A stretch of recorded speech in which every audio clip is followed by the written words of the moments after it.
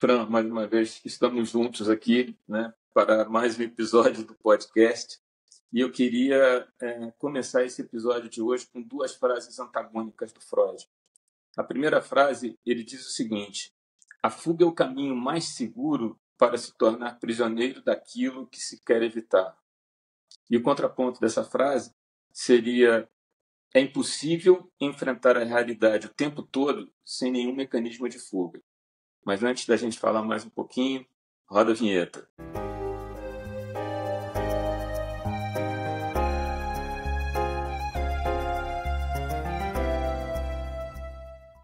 Então, continuando agora, né, vamos pensar um pouquinho o seguinte.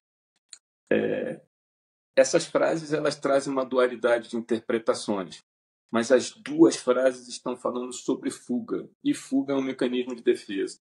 A gente já conversou bastante aqui sobre os mecanismos de defesa, né? Ou pelo menos já citamos bastante os mecanismos de defesa, e eles podem ser nossos aliados, eles podem ser vilões para a nossa vida. Depende de como a gente vai usar, vamos dizer assim, esses mecanismos de defesa. Mas uma coisa é certa, eles sempre vão estar presentes na nossa vida. E segue a pergunta, né? Isso é bom ou é ruim? E a resposta sempre é a mesma. A resposta sempre é depende. Vamos imaginar um processo analítico. Vamos imaginar que a gente esteja num processo de psicoterapia e que nesse processo a gente vai fazer o quê? A gente vai lá no inconsciente, vai começar a buscar os traumas desse inconsciente, vai começar a trazer isso daí para a gente passar a identificar realmente quais são as causas das nossas dores, do nosso sofrimento. Isso não é agradável. Essa dor, esse sofrimento que a gente sente, não é alguma coisa agradável. E o que pode acontecer no processo de psicoterapia?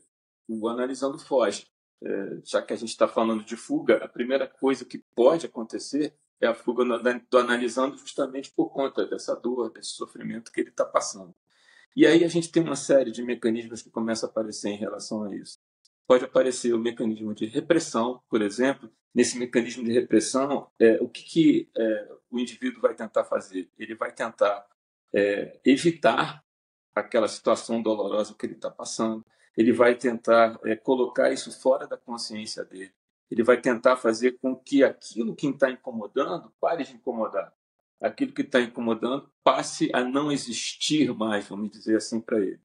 Ele pode usar uma outra forma, um outro mecanismo de defesa também para ele fugir disso. Ele pode usar, por exemplo, a projeção. O que seria a projeção?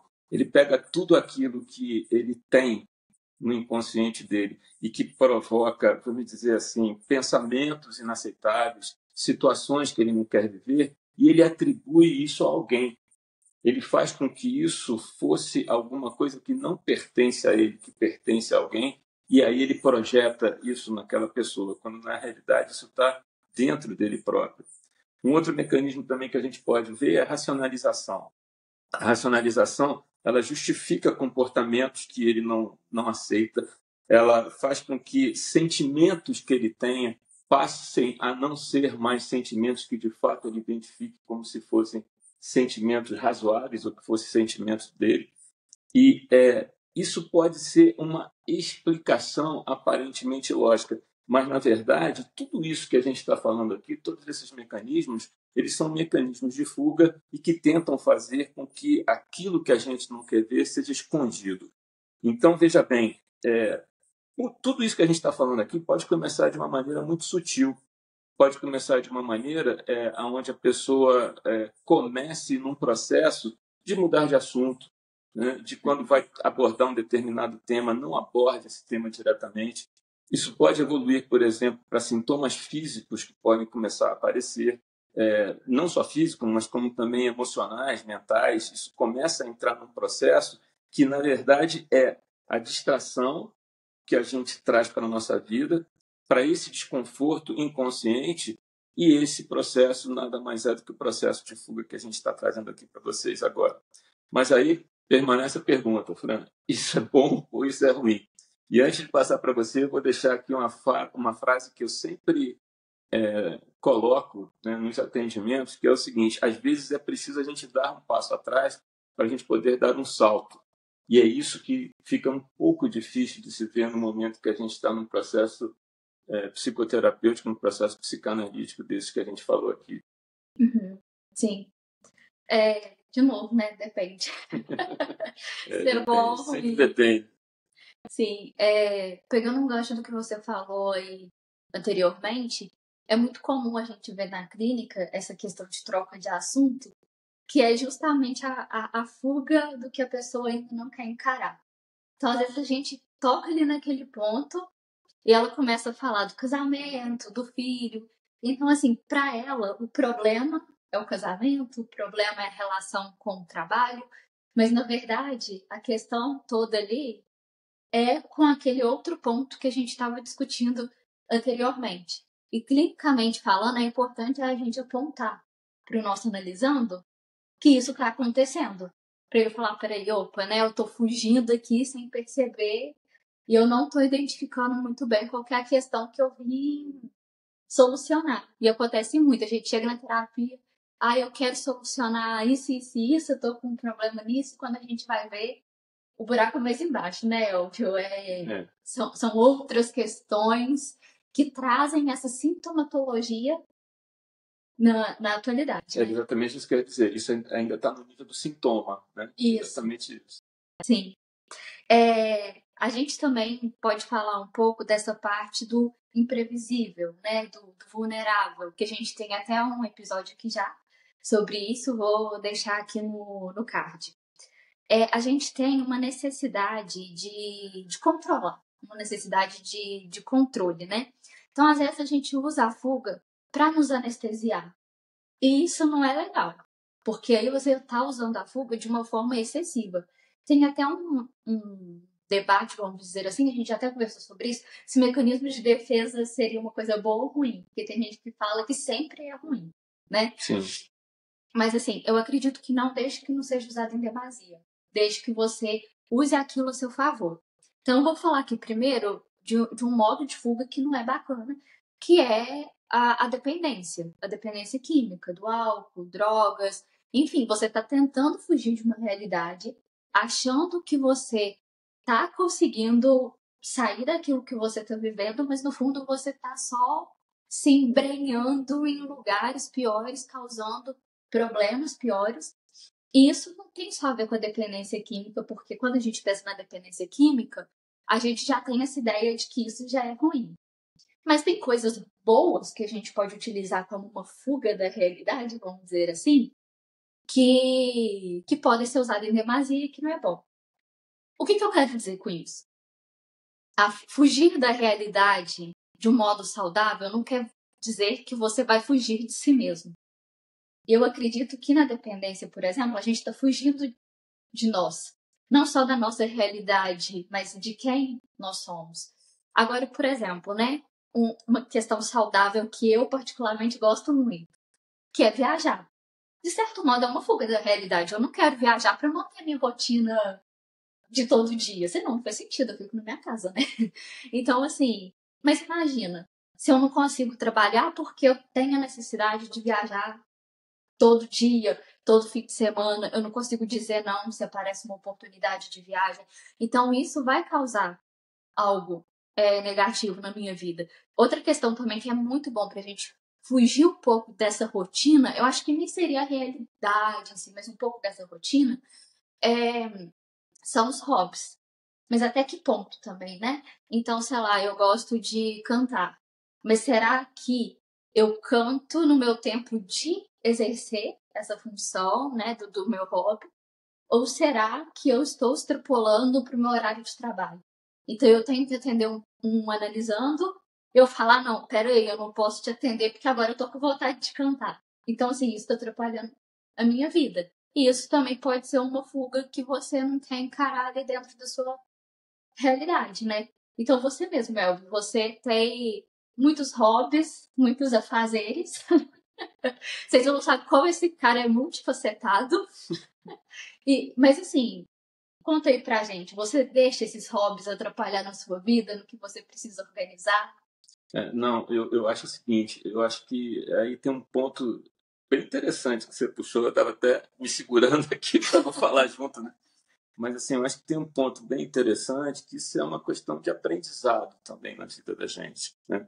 Que é o seguinte, em alguns momentos a gente pode trazer algumas coisas para a nossa vida que elas estão sendo utilizadas naquele momento como mecanismos de defesa. Então, vou pegar o gancho aqui da música que você falou, né? Eu também tenho esse viés musical na minha vida, mas assim, por exemplo, pode sim ser que a música funcione num determinado período da nossa vida como uma válvula de escape, como uma fuga, alguma coisa que a gente use para mudar essa rotina, às vezes até fugir da realidade mesmo. Né? Se a gente observar, o que eu vou falar aqui é público, porque está aparecendo aí no, no YouTube, principalmente, o Nando Reis está colocando uma série de vídeos sobre o estado atual da vida dele em relação à fuga que ele tinha para a dependência química. Né? Ele fala claramente de drogas, de álcool, né? E ele fala o seguinte, que ele se enganou durante muito tempo em relação a isso, a essa dependência dele ser alguma coisa que ele trazia para a vida dele, porque se não houvesse aquilo, ele não conseguiria fazer. Então, observa, ele fala isso claramente. Durante muito tempo, ele colocou a dependência química na vida dele como sendo alguma coisa que, se ele não usasse, ele não conseguiria, entre aspas, viver. E o ponto que ele está trazendo hoje é justamente o que eu gostaria de dizer aqui agora. Em um determinado momento que ele saiu, se eu não estou enganado aqui, ele já está há 8 anos fora da dependência química, do alcoolismo, de tudo. E ele diz o seguinte, que hoje ele percebe que isso faz parte da vida dele. A forma como ele encara a música, seja como compositor, seja como músico, seja como cantor, não importa, ele trouxe isso para a vida dele como sendo um instrumento de prazer.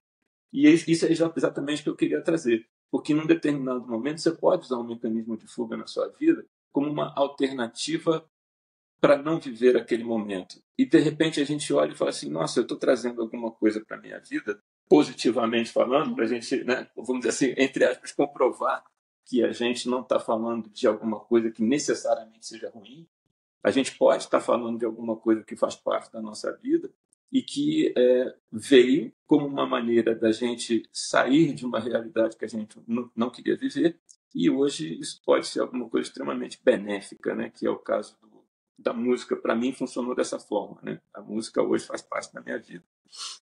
Mas eu queria evoluir mais um pouco nisso daí, Fran, e falar um pouquinho sobre a dificuldade de lidar com a realidade e o mundo paralelo. Foi isso que a gente falou aqui agora.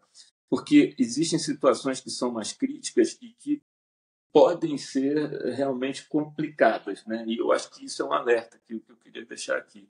Uma coisa que eu tenho visto acontecer em determinadas situações é a amnésia dissociativa. Né? Existem outros nomes colocados dentro da medicina para isso, mas eu vou usar só esse aqui. Quem tiver um pouco mais de interesse em pesquisar vai achar outras nomenclaturas para isso. Mas essa amnésia dissociativa, ela é uma perda temporária de memória. Durante um determinado período que pode variar de horas até alguns poucos dias, o que acontece com o indivíduo? Ele passou por um evento traumático muito forte e ele quer que aquilo desapareça da vida dele. No momento que ele tem esse desejo de que aquele momento extremamente traumático desapareça da vida dele, o que acontece? Ele apaga, só que ele apaga outras coisas juntas. E a partir daí, o que acontece? Ele perde a lembrança de locais, coisas mais recentes, normalmente é assim que acontece, coisas mais recentes ele apaga da memória dele. Às vezes ele até confunde a própria identidade dele. Mas isso é um período limitado, isso não acontece durante muito tempo. Isso pode acontecer não somente por conta desse evento extremamente traumático que a pessoa possa ter vivido, mas também pode ser uma consequência de um acúmulo, né? Pode ser uma consequência do acúmulo de pressões que a pessoa sofre no trabalho, na vida social, na família, no relacionamento, alguma coisa assim, pode ser resultado de uma exposição que essa pessoa passa, falta de privacidade no mundo atual que a gente vive, né? A privacidade passou a ser alguma coisa extremamente difícil da gente ter, tanto pelo comportamento que a maioria das pessoas tem, como pela própria situação de distribuição de redes sociais, dessa, vamos dizer assim, dessa invasão que a gente sofre por conta de tudo isso, né? Então, assim, esse mundo pós-moderno, ele também pode deixar várias portas abertas, vamos dizer assim, para que essa amnésia dissociativa aconteça. E um outro ponto que eu queria trazer aqui também é o seguinte: na verdade, isso é alguma coisa menos grave, mas tudo pode evoluir para uma situação mais grave que pode chegar até a um processo de esquizofrenia, né? Esse processo de esquizofrenia já é alguma coisa patológica, já é alguma coisa que não é tão simples assim da gente trabalhar, como a gente falou até agora aqui, mas observa só, nesse processo a gente já está dentro de um transtorno, e dentro desse transtorno a pessoa acaba substituindo o mundo real por um mundo paralelo, por um mundo que, na verdade, existem alucinações, existem fantasias, existem delírios, e a pessoa passa a viver dentro desse mundo. Normalmente, essa pessoa, quando entra num processo mais grave, desse que a gente está falando aqui, ela fica apática, ela fica desinteressada, fica buscando sempre ficar isoladamente, ela sempre busca o isolamento, né? Então já é alguma coisa bastante diferente. Mas é bom que se esteja alerta para isso, que a gente pode identificar alguma pessoa do nosso relacionamento que esteja numa condição dessa, e aí não é tão simples a gente trabalhar isso. Então, o que a gente está falando aqui é que, necessariamente, nesses casos, o indivíduo precisa passar por um processo psiquiátrico associado a um processo psicanalítico, e aí sim a gente tem um caminho aí de solução. E aqui, Fran, eu queria pegar emprestado um pouquinho do Nietzsche, né? De vez em quando eu trago umas coisas meio loucas, meio soltas aqui, mas eu li há algum tempo atrás alguma coisa do Nietzsche que me chamou muita atenção, porque ele diz o seguinte: as experiências boas e as experiências ruins, elas precisam fazer parte da vida da gente. E é a partir daí que a gente evolui. E ele fala uma coisa interessante, que o idealismo foi criado pelo homem para ele fugir da realidade e que a ilusão não pode ser usada para realizar a nossa própria fraqueza. Que é preciso que a gente tenha a noção exata da fraqueza para que a gente consiga fazer o processo de evolução pessoal na nossa vida, né? E aí, o que você acha disso? Eu acho que você está reforçando o seu estereótipo de filósofo, primeiramente. Gente, eu tenho que ouvir isso, né? Como diz um amigo, é melhor que ser surdo. Mas você chegou a falar das redes sociais, mas é uma exposição permitida, né? Na maioria dos casos. A gente acaba se expondo até mesmo como um mecanismo de fuga para uma vida perfeita. Mas há controvérsias, né? Há controvérsias, porque, sim, eu concordo que a maioria esmagadora é isso, mas veja bem, hoje, qualquer possibilidade da sua presença pode provocar uma exposição não necessariamente consentida, né? Sim. Eu acho que tem isso. É claro que eu concordo com o que a Fran falou aqui, que quando você faz parte de uma rede social, você se expõe voluntariamente, né? Acho que você tem toda a razão. Mas observe o seguinte, lembrando aqui que a gente falou no episódio anterior, nós estamos aqui próximos, como do último episódio, porque a gente estava participando de um evento, e nesse evento a gente estava fazendo uma roda de conversas psicanalítica, né? Vamos dizer assim. Observe o seguinte, a gente está sentado ali naquela roda. Na hora que a imagem da gente é capturada e é colocada em N lugares diferentes, qual é o controle que a gente tem sobre isso? Então, assim, existe uma situação de exposição consentida, que é a maioria, mas também existe hoje uma exposição não exatamente consentida. Ok, a gente pode falar, não, direito de imagem, você pode chegar lá e impedir, concordo com tudo isso. Mas vamos combinar aqui que nem sempre isso acontece, nem sempre isso é possível de fazer dessa forma, né, que eu estou dizendo aqui. Então, essa exposição também pode acontecer de forma involuntária, né, e nem sempre isso passou pelo nosso consentimento. Sim, eu concordo com o que você falou também, né? A gente estava até comentando ontem, na hora que eu estava vindo, que antigamente eu tinha vontade de ser cantora, essas coisas, mas hoje em dia eu acho que eu ia querer pela exposição. Exato. Justamente porque, tá, na roda de conversa pode tirar foto, não sei o quê, mas ali é um momento. Então, de certa forma, ainda é uma exposição consentida, a gente Sim, tá lá. sim. Agora, por exemplo, né, eu ainda brinquei com ele, porque eu gosto muito da Sandy. Só disso, você vê aqui, ó, não comenta aí. Mas eu gosto muito da Sandy. Eu falei, gente, imagina a Sandy baixar aqui em Tiradentes. Não tem paz, ela é gente querendo tirar foto o tempo todo. Então, assim, eu não sei se eu conseguiria lidar com isso, porque isso é uma exposição que não é tão consentida. Apesar dela ser uma figura pública e ela saber o que vai ocorrer a partir disso, é complicado. Há um certo consentimento, sim, mas ao mesmo tempo certas pessoas extrapolam um certo limite, vamos dizer. É isso que eu ia dizer. Tem o consentimento, mas não tem o limite. Isso. Exatamente. Falta um limite, né? Tem gente que vai fazer de tudo para ter aquele clique da pessoa dentro da casa dela, pela janelinha, assim, invadindo a intimidade da pessoa. Mas voltando para essa questão também da fuga, que você falou da esquizofrenia, é importante vocês entenderem que por mais que aquela realidade que a pessoa está colocando não coaduna com a realidade real, vamos dizer assim, para ela aquela realidade é verdadeira. Então não adianta você falar, se ela está falando que tem um cavalo na frente dela, tem um cavalo na frente dela, para ela aquilo é real. E por isso que muitas vezes a pessoa fica agressiva.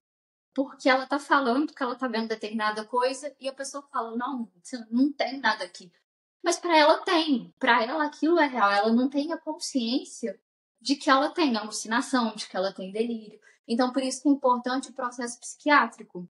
E aqui eu até coloco que, eu não sei se você vai concordar comigo, eu acho que eu sou mais conservadora nesse sentido, que talvez a psicanálise nem seja o bacana para esse tipo de tratamento, porque a pessoa não está na realidade. E como que a gente vai acessar traumas, questões de uma pessoa que não está dentro da realidade? Talvez, se ela tiver medicada e tiver ali com a vida mais estruturada, talvez sim. Mas eu acho que precisa de uma certa estrutura para a gente trazer dentro da clínica. Você concorda com isso ou você também? Não, eu concordo. Eu acho que pode entrar realmente num patamar de difícil acesso, difícil realização, difícil uso da psicanálise. Mas, de novo, eu acho que isso daí é uma visão nossa, que eu compartilho da sua visão aqui, e não necessariamente é uma posição psicanalítica, né? É uma posição pessoal. E freudiana. E freudiana. Agora, eu gostei da história aqui. Eu sou um pouco mais conservadora. Tem uma certa faixa etária diferente entre nós aqui. Então, acho que o seu conservadorismo contra o meu é um negócio complicado, mas tô brincando. Mas eu quis dizer conservadora no sentido claro, psicanalítico, porque eu sou freudiana, né? Então, assim, tô mais lá atrás. Ainda não sou do tipo que acha que a psicose cabe muito dentro do processo psicanalítico. De novo, eu acho que depende, mas tá bom, eu concordo com a ideia, né? Com a ideia macro, eu concordo. Viu como eu sou conservadora? Mas eu acho interessante também a gente falar como lidar com essas questões de fuga. E eu quero falar num contexto. Vamos colocar um exemplo, que eu acho que fica mais fácil de pensar, mas vocês podem colocar para qualquer coisa que vocês estejam vivendo na vida de vocês. Como eu gosto de falar de relacionamento, vai ser esse exemplo. Então, a pessoa terminou um namoro com você e você está vivendo esse luto, né? O luto é sobre qualquer perda, não somente sobre a perda com questões de finitude, mas qualquer tipo de perda que a gente tem na nossa vida. Até mesmo uma xícara, uma caneca, se a gente gosta muito e ela quebra e ela tem um significado, é um luto pra gente. Então terminou esse namoro. Às vezes, eu posso falar que basicamente 100% das vezes a gente vai fugir de certa forma. E isso é normal. Assim, a gente tem que ter esse movimento. É um mecanismo de defesa, como você falou, Claro. que é saudável. Então, por exemplo, no início, hoje em dia, né, com as redes sociais, a gente bloqueia, a gente não quer conversar com a pessoa, não quer ficar seguindo, não quer ficar olhando o que ela tá fazendo, né? Porque a gente vai ficando meio paranoico, será que ela tá com outra pessoa e tal. Então, assim, às vezes a gente quer se abstrair de tudo isso. E é até bom. Eu falo que isso é se fechar para balanço, para que você consiga realmente cicatrizar aquilo que você tá vivendo, cicatrizar aquela ferida, né? Mas ao mesmo tempo que a gente tem esse movimento de fuga, a gente tem que viver um luto consciente. Porque senão a gente pode ficar preso nesse luto durante muito tempo. E isso não vai ser saudável. Então, o que eu quero dizer com o luto consciente? É encarar de frente. É encarar de frente que vai doer. É encarar de frente que uma hora você vai estar com raiva da pessoa, uma hora você vai querer ligar, uma hora você vai começar a chorar e ficar meio depressivo. Uma hora você vai ficar pensando, se eu tivesse feito isso, se eu tivesse feito aquilo, né? Que eu falo que é a fase da barganha, mas para ficar mais fácil de compreender, eu falo que é a fase do e se. Que é isso tudo, né? Fala isso, é a fase do e se. E se. E assim, e se nada? Não ia dar na mesma, porque se for para terminar ali, né? E na maioria dos casos, era para terminar, não era para ser. Se for para ser, vai ser um dia, enfim. Mas assim, a gente tem que viver, a gente tem que bater de frente com algumas questões, porque senão a gente vai criar todas essas sintomatologias e a gente vai falar, não, eu esperei esse relacionamento, tal e tal, mas você tá com sintomas de, sei lá, úlcera. Aí você fala, por que eu tô com essa úlcera aqui e tal? Você nem vai imaginar que é por causa daquela pessoa que você, teoricamente, superou. Mas será que você enfrentou? Será que você consegue falar dessa pessoa sem se desmantelar? A gente até falou em um outro episódio que o antônimo do amor não é o ódio. Então, quando a gente sente o ódio de uma pessoa que a gente terminou, é porque ainda tem um sentimento arraigado ali. Exatamente. Há uma linha tênue. Então, com o tempo, você vai falar daquela pessoa e não vai sentir nada, dependendo do que essa pessoa representou, ou vai sentir carinho por ela, mas um carinho no sentido assim, foi uma pessoa importante para minha vida, me agregou certas coisas, mas hoje em dia não agrega mais, não quero mais essa pessoa na minha vida, pelo menos para me relacionar. Você vai vê-la com outra e tudo bem, às vezes pode gerar aquela questão egóica, mas não é algo assim do sentimento, né, de ciúme e tal. Então, assim, se eu for falar o primeiro passo para lidar com a fuga, resumindo, é encare as suas questões. Enquanto você não encarar as suas questões, você vai estar fugindo e isso vai estar causando sintomas. Se for muito difícil encarar tudo isso sozinho, aí vem o processo terapêutico que a gente sempre fala que não é uma receita de bolo. Porque às vezes a gente pensa, e como encarar isso? Por isso o nome é processo. Né? É um processo. Eu não vou falar como encarar, porque o meu modo de encarar provavelmente é bem diferente do modo do Elvio encarar. E não só entre pessoas, mas entre questões também. Porque um relacionamento pode ter um significado para você, o trabalho pode ter outro significado. Então, até as formas de encarar dentro da nossa própria vida podem ser diferentes, dependendo do que aquilo significa. Então, eu acho que é exatamente isso, né? Eu acho que as possibilidades de fuga são infinitas.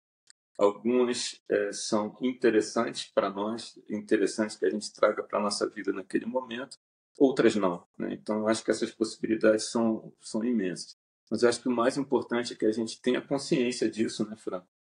E que a gente esteja realmente numa condição mais aberta, mais receptiva, para que a gente trabalhe esses momentos difíceis com ou sem os mecanismos de defesa que a gente está falando aqui, mas acho que principalmente trabalhar os nossos traumas, evitar que esses traumas fiquem lá na condição de recalque, né, para que a gente não tenha isso voltando de forma surpreendente para a nossa vida em algum momento futuro. E aí sim, mais uma vez, a gente coloca aqui, né, eu vou colocar aqui particularmente, como é interessante um processo psicanalítico para que a gente consiga trabalhar tudo isso. Fran, encerramento com você agora. Tá certo. Gente, muito obrigada aí por estar assistindo o podcast. Se vocês gostaram desse episódio de hoje, curta, compartilhe com quem precisa ouvir e se inscrevam no nosso canal, ative as notificações e até o próximo. Tchau. Tchau, pessoal.